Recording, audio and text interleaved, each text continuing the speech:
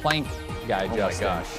Can you imagine doing that on a day like today? I think I would do it for like 20 seconds and immediately you'd be just completely be sweaty. drenched in sweat because the heat index values today were Yeah. over 100, widespread. Yeah. Just some crazy heat. It was hotter today than yesterday, or at least what it felt like today was hotter than yesterday. Look at these peak heat index values. 118 degrees is what it felt like in Watertown, 117 in Glendale, West Bend and Elgrom 114, West Dallas 112, Oak Creek 111, Milwaukee officially at the airport felt like 109, similar numbers there in Kenosha, Waukesha, Sheboygan, Cedarburg, Racine, all felt like over 100 degrees, pretty much widespread throughout all of southeastern Wisconsin. What it's going to feel like tomorrow, still pretty warm, just not quite as warm as today. These are the feel-like temperatures at midnight, still going to be very, very hot, feeling like 80 degrees. We're getting a little bit of a relief right now as a little bit of a front moves through with some rain showers, but it's still going to feel very, very warm, at least the 70s, if not towards 80. Here's 8:45 a.m. tomorrow morning. Still off to a very warm start, feeling like the mid-80s, feeling like the upper 70s. This is the problem with these heat waves. We don't get the nighttime relief like we typically would. There's no opportunity really to open up the windows. You just kind of have to stay in that air conditioning. If you don't have AC, maybe you should sleep tonight in the lowest level of your home where it's going to be a little bit cooler. Tomorrow afternoon here at 3 o'clock, feeling like 100 degrees for the third straight day in a row in Milwaukee. But there's a little bit of relief off towards the west. That's going to be a cold front that pushes through, but as that cold front pushes through, it's going to bring with it some rain showers. Right now, most of the storms and showers we're seeing are dissipating and weakening as they move their way eastward. Still some showers though off to our west, so we're going to keep in that chance overnight tonight through about, say, 2, 3 a.m. As we go through Readycast here, here's 8 a.m., predominantly a dry start to your Sunday. Then as we go into the afternoon, here's 2:30, starting to see those showers and storms pop up. Right around 2 o'clock, I'm going to bring in that chance for rain tomorrow, so if you have outdoor plans, make sure to bring the umbrella. This latest version of Readycast actually has it moving through pretty quick and out of here by around 4:35. I'm really going to keep in that chance until 7, 8, or even 9 o'clock, depending on where you live across southeastern Wisconsin. But some of those storms as they move through could be on the stronger side. Then Monday, we do get a brief break. In terms of rainfall totals, looks like most of us right around a half an inch of rainfall. We could definitely get more than that if we get multiple thunderstorms moving over the same area,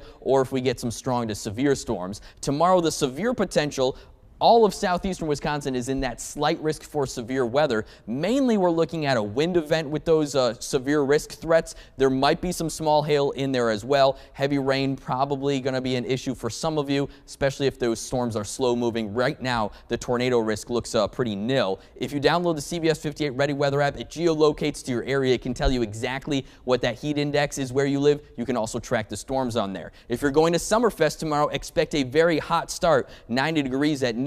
By 5 o'clock, that's when we're tracking those storms right through the Milwaukee area. So pay attention to that, 85 there. And by 10 o'clock, we're down to 76. So there will be some relief after that cold front and those storms move through. Your rest of your full 7-day forecast, Monday, a little bit cooler in the low 80s, lower dew points as well. But then it heats right back up Tuesday, Wednesday, Thursday, right around 90 degrees and dry for the 4th of July. Thank you, Justin. Luckily, we're not going to be super cold this week. Temperatures will still be a little bit on the chillier side, but our focus is shifting towards the other type of winter weather, the snow that's falling. Right now, pretty steady snow almost all across southeastern Wisconsin. Here's satellite and radar over the past 6 hours, bringing in first just kind of a few flurries and a little bit of light snow, and now some areas are seeing a moderate snow. Just check the DOT website, and really from a line from, say, Fond du Lac all the way through Oconomowoc and even south of there, areas west of there, you're expecting or experiencing some snow-covered roadways. East of there, roads are mainly just wet at this point, including right around the Milwaukee area, although I've seen a few reports of snow-covered side roads. As we go through our Readycast here, here's midnight. Still steady light to moderate snow is expected really all night long and even into early tomorrow morning. So here's 7 a.m. when some of you are going to be heading to work, even though with the holiday and even heading to school, you are expecting kind of roads to become pretty snow covered. We're still expecting that steady snow.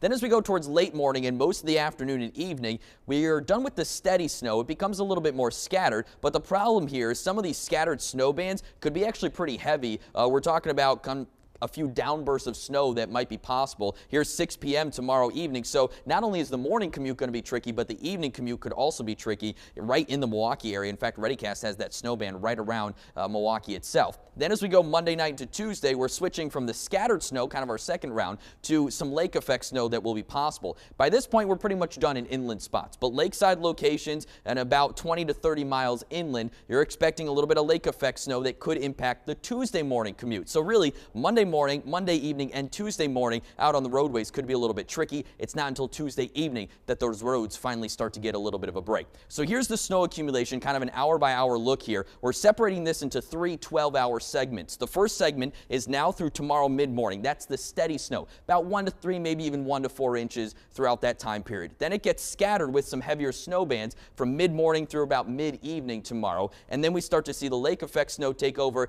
tomorrow night all the way through until Tuesday morning. So what does that mean for storm totals? We're talking about 5 to 8 inches for lakeside areas from Sheboygan all the way through Milwaukee down towards Kenosha.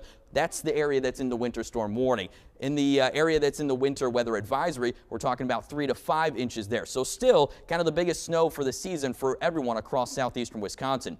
For your roads, we're talking about snow-covered roadways up north to Green Bay on 43, also south to Chicago on 94. If you move a little bit farther west, expecting a little bit less snow. So only talking about slippery stretches on 41 to Fond du Lac and 43 south to Beloit. You can download the CBS 58 Ready Weather app. We have all this information on there on a blog that we're going to continue to update all day tomorrow. Tonight, 18 degrees for that low. Snow arrives at steady, about 1 to 3 inches by early tomorrow morning. And then as we go throughout the rest of your full 7-day forecast, that lake effect snow lingers into Tuesday, still chilly Wednesday. By the end of the week, warmer temperatures, but already a storm brewing with a chance for mix Saturday and Sunday.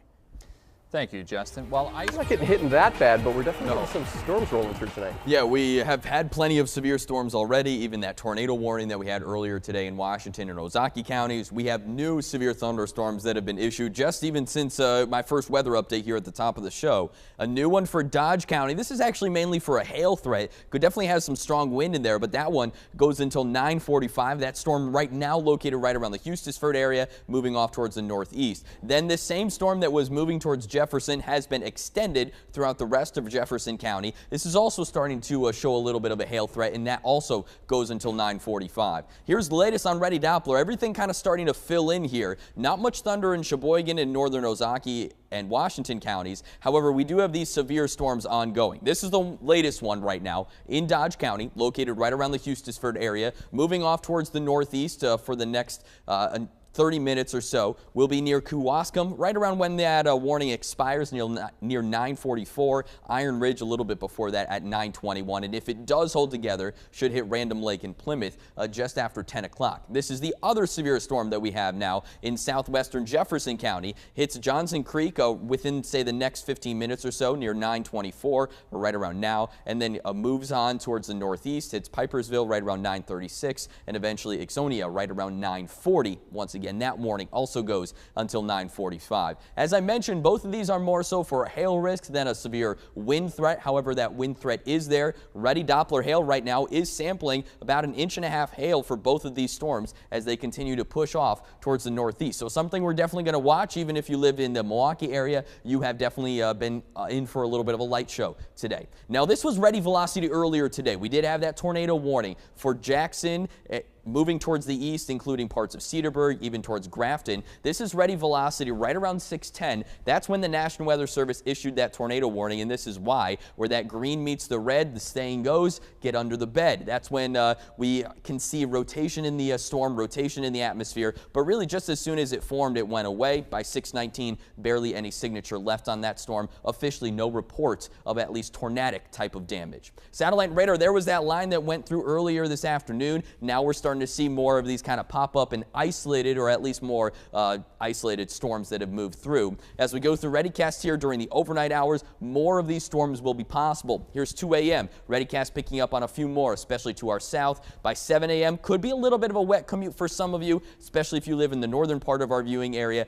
Rain risk for tomorrow mainly confined during the morning. By the evening, everything's pretty nice. Then as we go towards Monday night, here's 11 o'clock, could have some strong storms in the northern part of the viewing area. That severe risk will present itself again, especially Tuesday night. Now, in terms of rainfall, we could still get heavy rainfall overnight tonight, depending on where the exact track of any of those overnight storms goes. Could have even more than an inch. The rest of tonight, we are under the marginal risk for severe weather. Northern parts are under that slight risk for severe weather tomorrow. And then eventually, as we go towards Tuesday, we are all under that marginal risk once again. Now, besides the storms, we're also going to be dealing with heat, warm and humid for both Monday and Tuesday before a cool down.